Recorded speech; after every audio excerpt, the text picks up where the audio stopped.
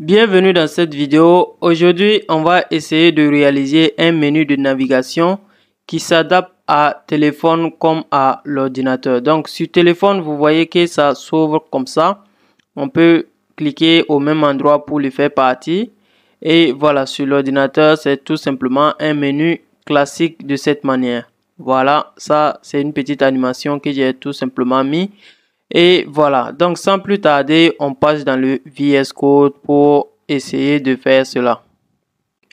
Dans mon VS Code, tout simplement, j'ai un projet que j'ai nommé YouTube Toggle Nav. Donc à l'intérieur de ça, je vais insérer mes trois fichiers HTML. Donc ici, je vais l'appeler index.html. Ensuite, je vais appeler style.css pour les CSS. Et script.js pour le JavaScript. Donc script.js pour le JavaScript. Donc on va commencer bien évidemment par le HTML. Donc je vais tout simplement insérer la structure de base d'une page HTML comme ça. Et là ici, je vais pas oublier d'appeler mon CSS tout simplement. Donc link. Et ici, je mets mon style.css. Et juste en bas ici, je vais tout simplement appeler mon JavaScript aussi pour ne pas l'oublier. Et à l'intérieur ici, src. Et je vais mettre tout simplement script.js. Voilà. Et voilà, à l'intérieur de mon body tout simplement, je vais mettre mon header comme ça qui va contenir tout mon menu de navigation. Donc header, et à l'intérieur du header tout simplement, je vais mettre un div pour le logo. Donc classe, je vais mettre logo comme ça. Voilà, et tout simplement, nous on n'a pas de logo sous forme d'image, donc je vais mettre un texte que je vais designer pour donner ce logo là tout simplement. Voilà, donc je mets le logo en majuscule. Ensuite, je vais mettre un div également qui va contenir tout simplement les trois barres de navigation. Les trois barres tout simplement, si je suis là, vous voyez c'est un div qui va contenir tout simplement ces trois barres là. Voilà. Et donc je vais l'appeler tout simplement toggle menu comme ça. Voilà, et je vais l'ajouter également en ID pour récupérer dans le JavaScript tout simplement. Donc id toggle menu également. Voilà, et à l'intérieur de ces divs maintenant, je vais mettre trois divs qui seront designés pour donner la forme de barre tout simplement. Donc div classe bar 1 tout simplement, et je vais dupliquer tout simplement ce div là comme ça trois fois. Voilà, c'est bon. Et en bas ici, je vais tout simplement ici, je vais les séparer pour que ce soit un peu plus lisible. En bas ici, tout simplement, je vais donner un div qui va contenir tout simplement la croix qui permet tout simplement de cancel tout simplement le menu, de faire partie le menu. Donc voilà, donc div classe cancel. Voilà, et je peux lui donner également l'id cancel également. Donc l'id cancel, et voilà, et à l'intérieur je vais mettre un grand X qu'on va designer pour donner également cette forme de croix là. Et après ça, tout simplement, on va ajouter tout simplement nos différents éléments du menu.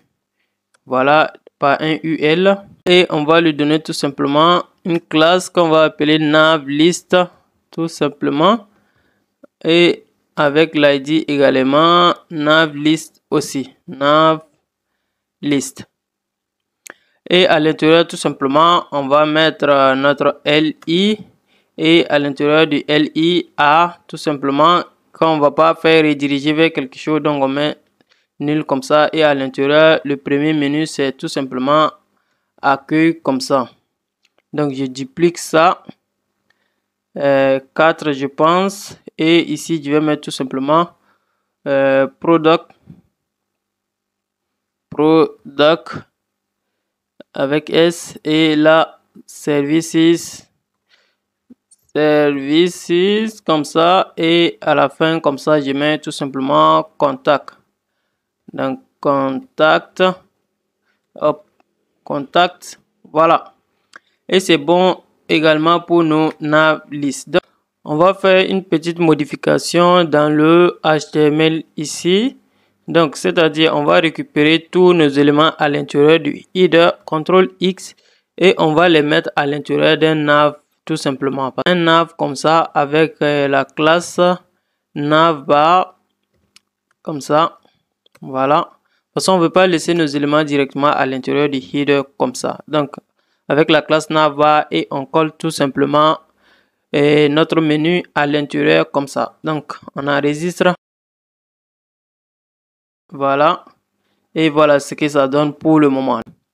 Maintenant, dans le CSS, ce qu'on va faire tout simplement, c'est qu'on va s'occuper de notre body en premier. Donc, le body, qu'est-ce qu'on va faire tout simplement? On va enlever le margin par défaut pour mettre à 0.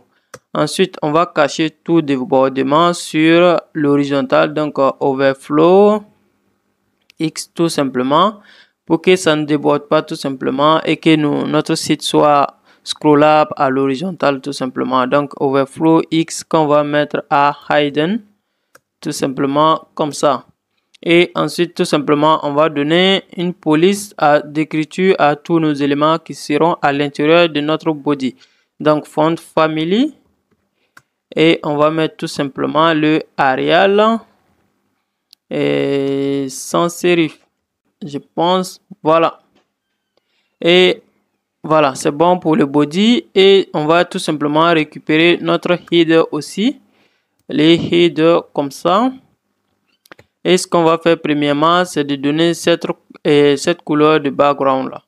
La couleur de background qui est ici. Donc tout simplement, moi j'ai mis brown background color tout simplement que je vais mettre à brown comme ça. Et ensuite tout simplement il faut mettre à position relative ensuite pour pouvoir positionner les éléments en fonction de lui.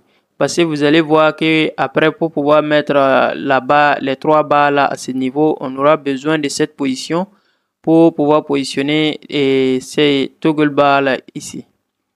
Voilà, donc ça c'est pour les mises en place, les réglages généraux tout simplement. Là maintenant on va rentrer en profondeur pour s'occuper de notre navbar maintenant. Donc navbar comme ça. Et la première des choses qu'on va faire, c'est qu'on va lui mettre à display flex pour pouvoir mettre le logo et tout simplement et puis les nav list sur la même ligne tout simplement à l'horizontale parce que par défaut, si vous voyez ici, nos éléments s'alignent verticalement alors que nous on veut les aligner horizontalement. Donc ça va nous faire mettre ici un display tout simplement à flex. Donc ici j'enregistre et je retourne sur la page, on réactualise. Vous voyez bien que le logo, les X et puis cela, tout ça est à l'horizontale maintenant. Mais comme on n'a pas mis d'espace entre les éléments, donc ça se colle tout simplement à ce niveau. Mais en vrai, c'est à l'horizontale. C'est pourquoi les X se collent au logo ici. Voilà. Donc, ce qu'on va faire maintenant, c'est de mettre un petit espace tous et des espaces tout simplement au milieu de chaque élément. Donc, ici, justify, contents, qu'on va mettre space between tout simplement. Voilà. Et là, si on revient encore, hop, si on revient, on réactualise, voilà. Et vous voyez qu'il y a eu des espaces au milieu pour nos différents éléments. Voilà. Et on voit bien que tous nos éléments sont à l'horizontale. Que nos éléments s'alignent horizontalement. Donc, ce qu'on va faire ensuite, tout simplement, c'est qu'on va faire align item pour centrer tout simplement. Align item pour centrer verticalement. Voilà. Donc, padding maintenant, qu'on va mettre à 0 sur la verticale et 20 sur l'horizontale pour ne pas que ça colle tout simplement les bordures au niveau des limites ici. Donc, pour ne pas que ça colle ici. Donc, si je réactualise tout simplement, voilà, on voit que ça s'est dégagé, les bordures se sont dégagées un peu et que ça s'est centré verticalement aussi. Voilà. Voilà, ce qu'on va faire ensuite, c'est qu'on va mettre ici tout simplement la même background encore, la même couleur de background encore. Donc background color qu'on va mettre encore à brown ici. Juste par précaution, et tout simplement on va mettre une hauteur de 60 pixels. Donc 60 pixels. Parce que le menu ne peut pas être très grand comme ça. Donc on va réduire un peu. Voilà. Et c'est bon. Voilà. On voit qu'on commence à avoir la forme de menu qui est ici. Parce qu'on est en train de travailler sur le côté desktop d'abord. Voilà. On commence à avoir la même forme qui est ici. Tout simplement. Maintenant, il faut s'occuper de ces éléments et de faire disparaître les X également. Donc, et le logo également, il faut le designer. Donc maintenant, première des choses qu'on va faire, c'est qu'on va s'occuper du logo. Donc ici, tout simplement, je vais mettre logo parce qu'on lui a donné la classe logo dans le HTML, si vous vous rappelez bien. Donc ici, logo, tout simplement, et je récupère par la classe et tout simplement, on va mettre en couleur blanche, tout simplement, color white. Voilà. Et on va lui donner un font size tout simplement pour agrandir. Donc font size qu'on va mettre à 24 pixels. Et ensuite on va mettre un font width. Voilà. Et là si j'enregistre, on aura la forme de logo qui est à ce niveau. Voilà. Vous voyez que c'est exactement la même chose.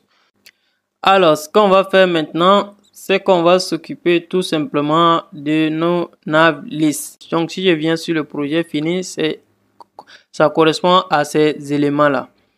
Donc ce qu'on va faire premièrement, c'est qu'on va récupérer notre nav list tout simplement par cette classe. Donc je vais copier ça, je viens sur mon CSS, je vais mettre nav list comme ça.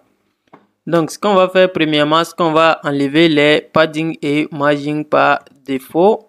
Donc padding 0, margin 0.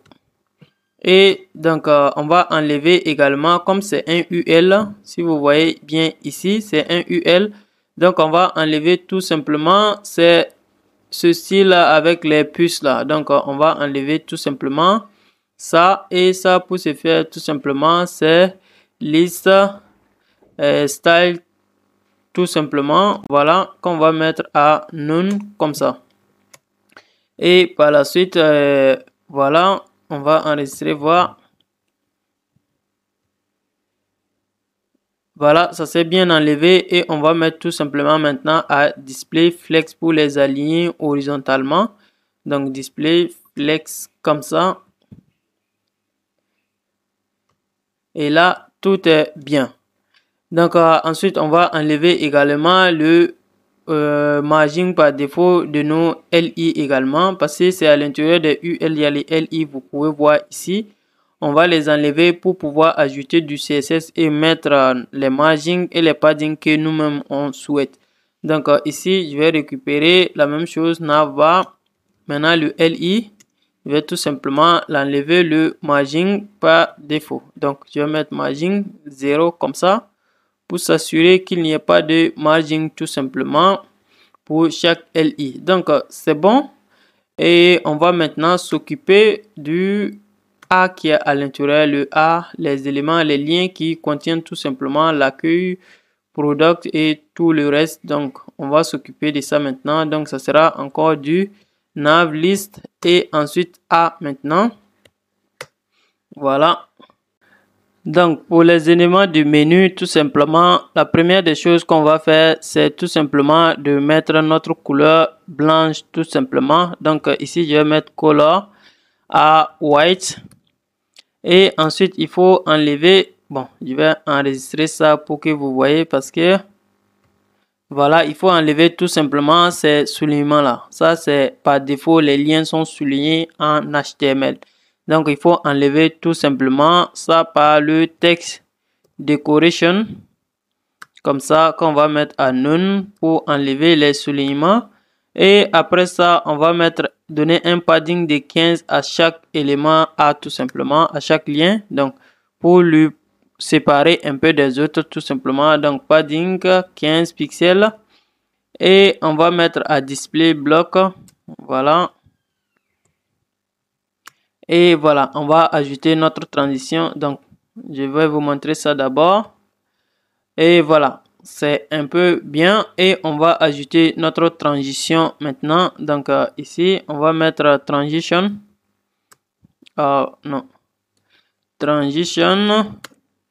Voilà, donc on va appliquer la transition sur le font size. Parce que si vous voyez dans le projet fini ici, quand on monte dessus, le font size augmente, ce qui donne cet effet là. Donc ici, on va appliquer notre transition sur le font size. Et ça sera quel type, et ça va durer combien de secondes? Tout simplement, on va mettre à 0.5 secondes. Et ça sera le is in out, comme ça.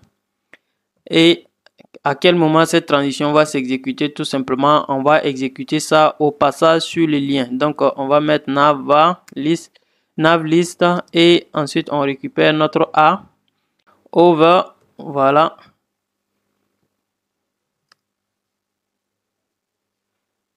Voilà. Et au passage sur le lien, tout simplement, qu'on va exécuter notre transition sur le font size. Donc, on va mettre le font size qui va devenir maintenant 25 pixels. Voilà. J'enregistre. Donc, si je réactualise ici, et non, ça c'est le projet fini. Si je réactualise, donc je vais essayer de passer sur le lien tout simplement. Donc, vous voyez, voilà, voilà, et tout marche bien. Pour la version mobile, tout simplement, on va essayer de faire notre hamburger qui est tout simplement ici, c'est 3 barres qui sont alignées de cette manière-là. Donc, pour ça, on va venir dans le HTML et récupérer la classe qui va correspondre tout simplement le conteneur des 3 barres.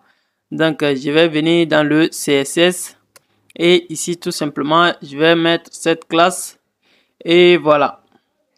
Premièrement, qu'est-ce qu'on va faire? Tout simplement, je vais lui mettre à display flex pour le moment. Parce que normalement, ça ne doit pas s'afficher tant que l'écran n'est pas réduit. Mais je vais tout simplement vous montrer que ça c'est que vous voyez que c'est bien designé avant qu'on ne le cache. Donc ensuite, on va mettre le flex direction qu'on va mettre à colonne pour aligner nos barres verticalement à l'intérieur.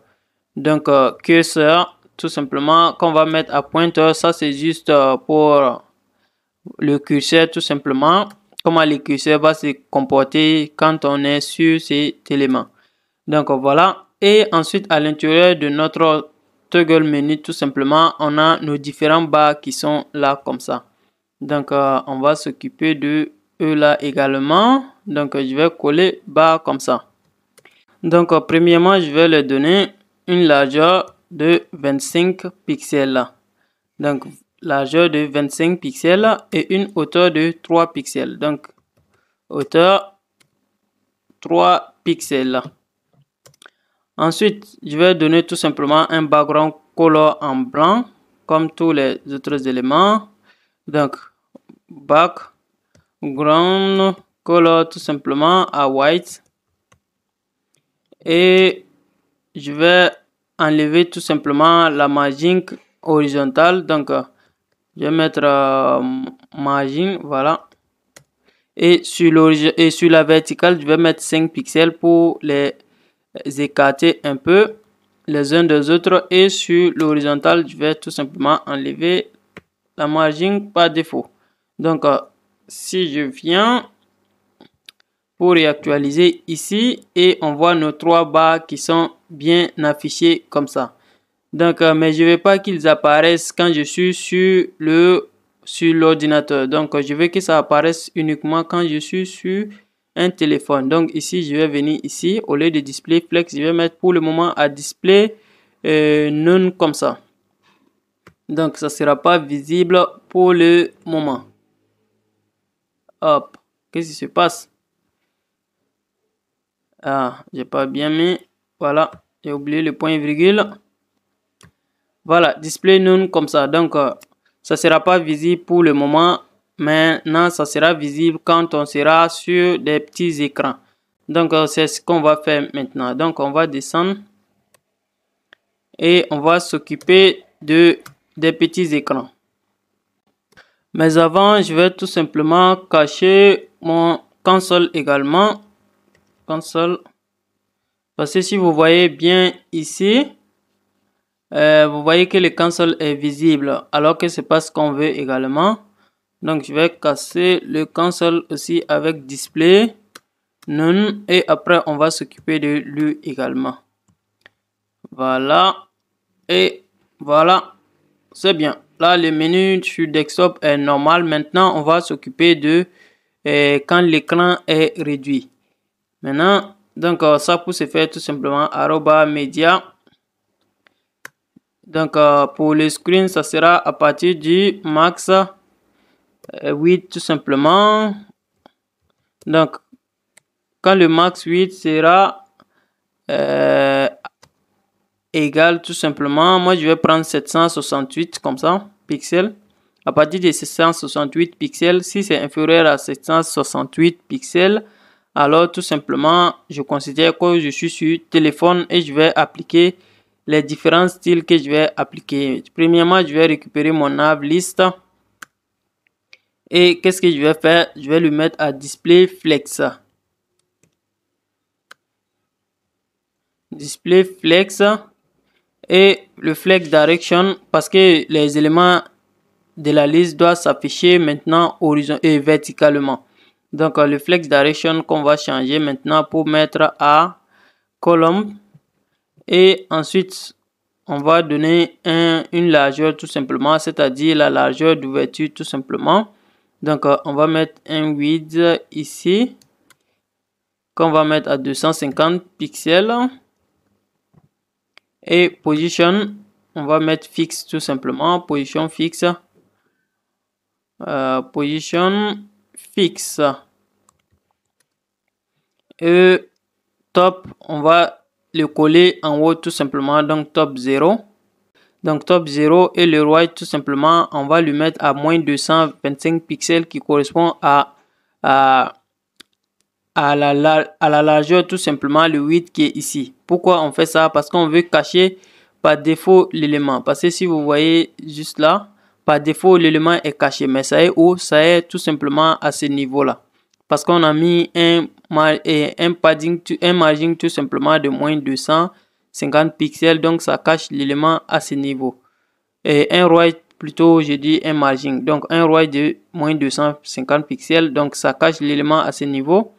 Et là, c'est ce qu'on va faire ici. Donc, right de moins 250 pixels. Mais avant de faire ça, on peut tout simplement le laisser comme ça.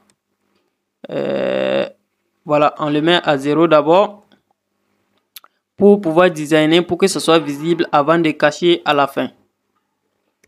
Et maintenant, on va tout simplement donner une hauteur tout simplement pour que ça prenne toute la hauteur disponible tout simplement, donc 100 VH pour la hauteur et on va donner un padding top pour ne pas que les différents éléments se collent tout simplement en haut, que ça ne soit pas superposé tout simplement sur le menu du desktop, que ça ne soit pas superposé ici parce que si vous voyez bien les textes sont en bas, on ne veut pas que les textes viennent se superposer à ce niveau.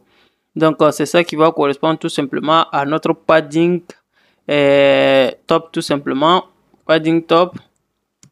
Et là tout simplement on va mettre 60 pixels de padding top qui correspond tout simplement à la hauteur du menu de navigation qu'on a eu à faire à quel niveau. Bon bref, donc cette hauteur là. Donc on avait mis la hauteur du menu de navigation à 60 pixels. Voilà. Et voilà, on va ajouter une transition, voilà. Une transition pour l'ouverture du menu tout simplement.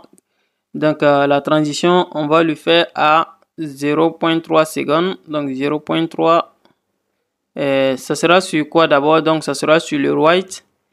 Comme j'avais dit ici, le right, on va le mettre à moins 250 pixels et ensuite, maintenant, au clic sur le bouton, le right va venir à 0. Donc ça va venir sous forme de transition. C'est cette transition que je suis en train de faire ici. Donc le right et ça va durer 0.3 secondes et ça sera tout simplement du is. Donc voilà. Ici. Donc si j'enregistre, je crois que c'est bon. Je reviens sur notre projet, je réactualise, je réduis l'écran maintenant. Oh, est-ce que j'ai mis... Ouais, j'ai pas mis la couleur de background tout simplement. Ici, je vais mettre la couleur de background à white et à brown comme l'autre couleur. Voilà. Non. Brown comme ça. Hop. Brown. Voilà. Là, si je réactualise, et voilà. Vous voyez que mon menu s'affiche comme ça par défaut. Mais par défaut, on veut que notre menu soit caché comme ça par défaut. Donc, c'est ce qui nous permet de mettre tout simplement le white d'ici tout simplement à moins 250 pixels. Moins 250 pixels. Donc, si je fais ça et que je viens sur mon menu, ici, je réactualise. Et vous voyez que mon menu n'est pas visible pour le moment. Donc, on voit aussi que nos hamburgers ne sont pas visibles. Donc, ce que je vais faire tout simplement, c'est que je vais afficher maintenant mes hamburgers. Ici, donc voilà.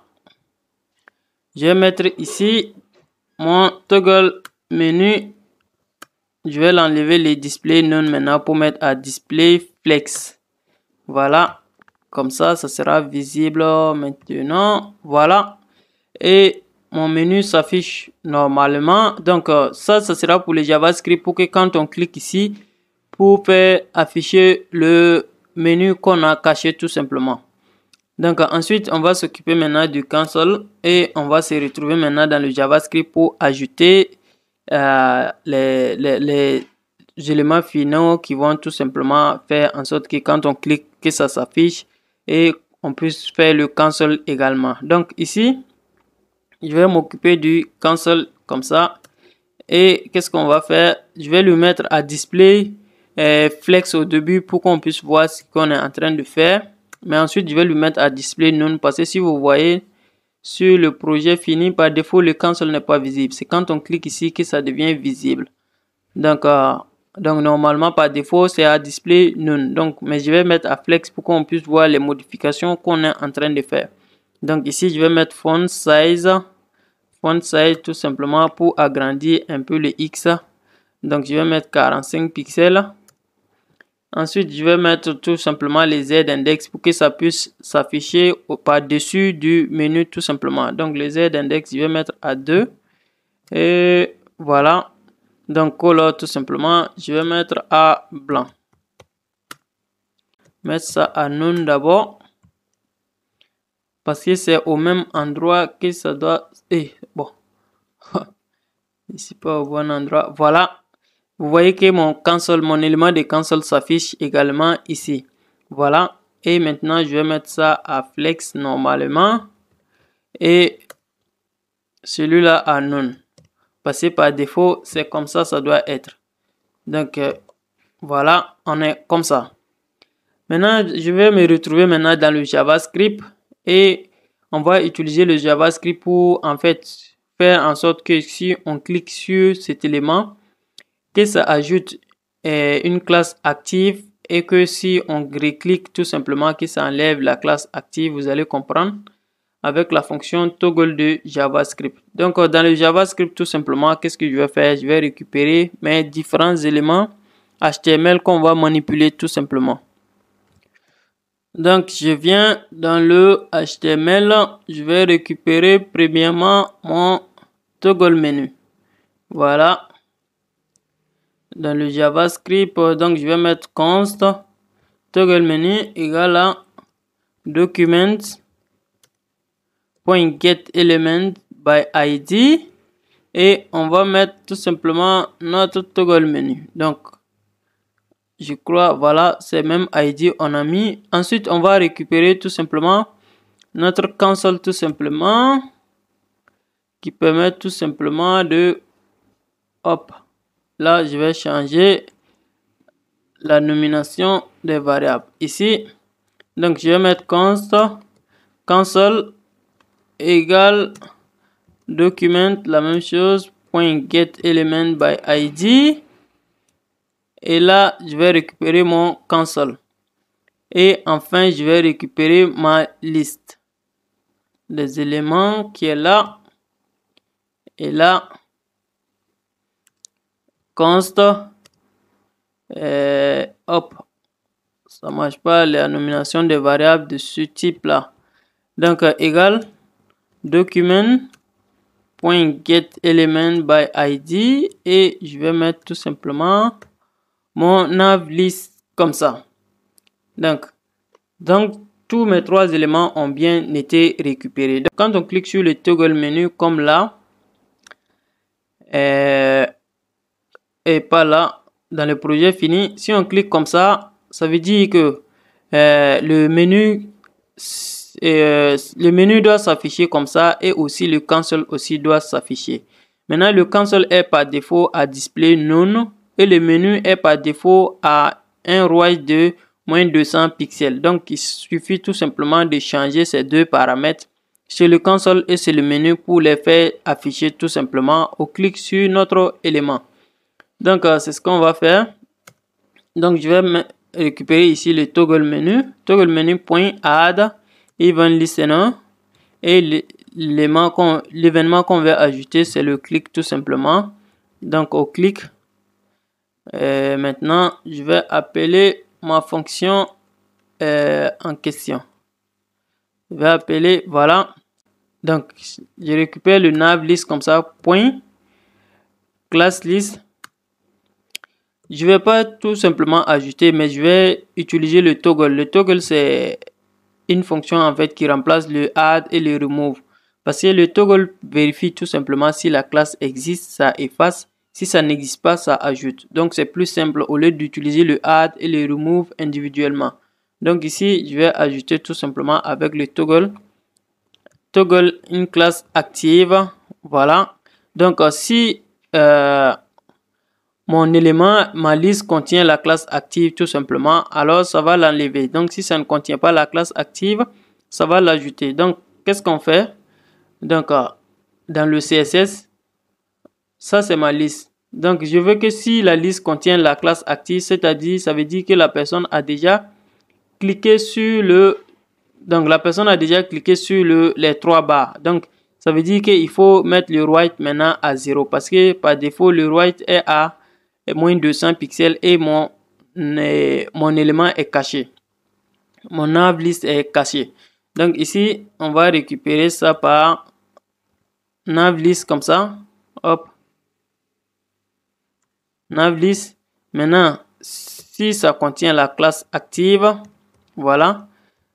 Donc, je récupère par la classe active tout simplement.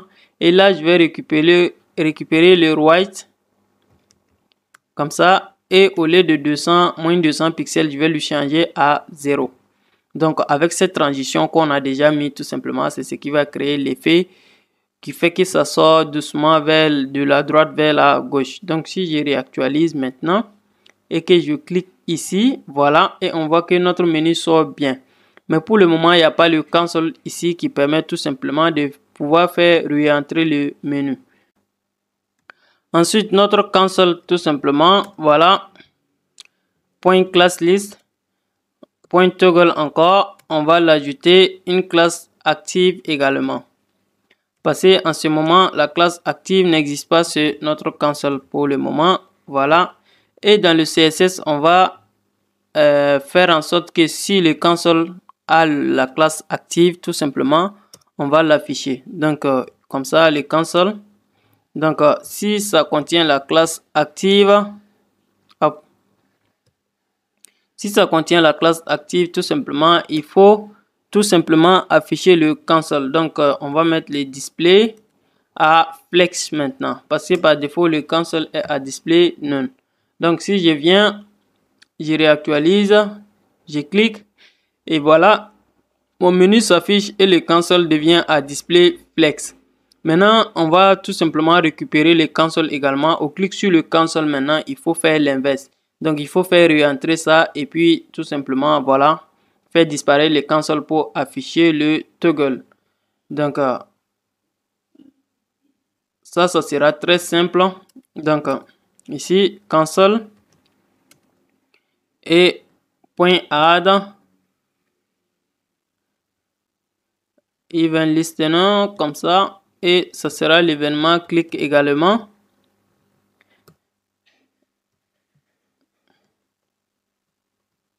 Voilà, et je vais tout simplement récupérer ces deux éléments encore. Parce que c'est la même chose mais dans le sens inverse. Mais comme on a utilisé le toggle, on n'a pas besoin de changer.